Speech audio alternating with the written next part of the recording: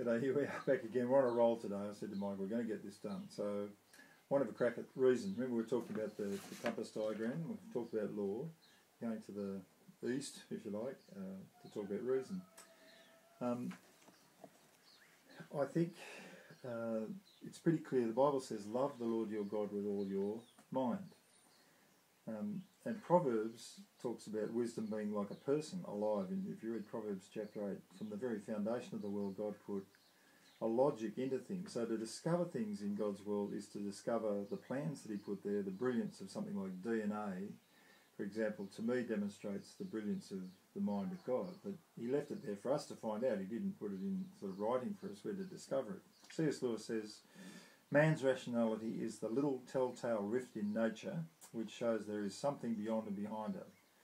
So it drives. I was talking to an old lady down in Sydney the other day, and she said, "Oh, I've stopped believing in God because I watched David Attenborough." And I said, "Well, when I watch David Attenborough in those nature shows, it does the opposite to me. I think, how brilliant is that? How amazing is that?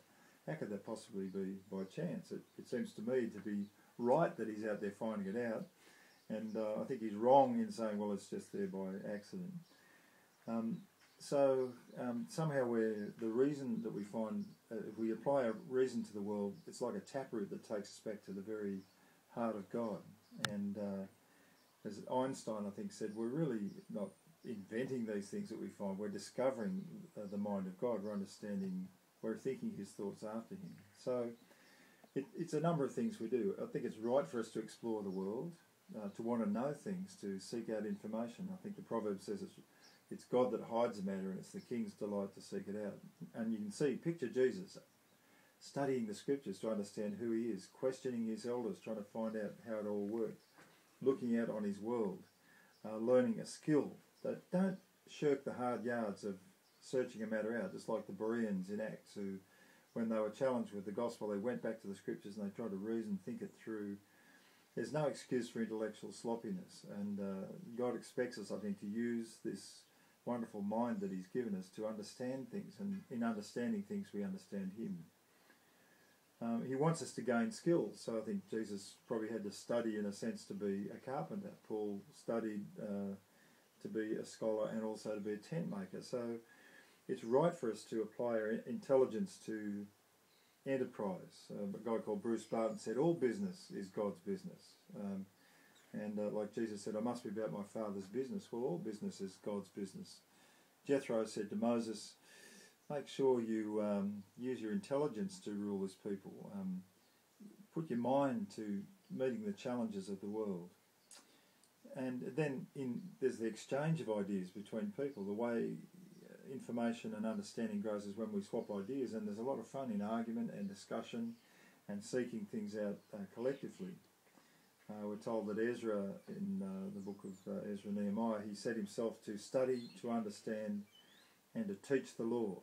So there's a place for a scholarly, intelligent approach to faith that says, no, I've got to reason this out, I've got to understand for myself. So particularly as you're growing up out of if you've been socialised into understanding Christianity or believing it, there's time for you to start pulling the whole thing apart and working it backwards so you understand it from the inside out for yourself.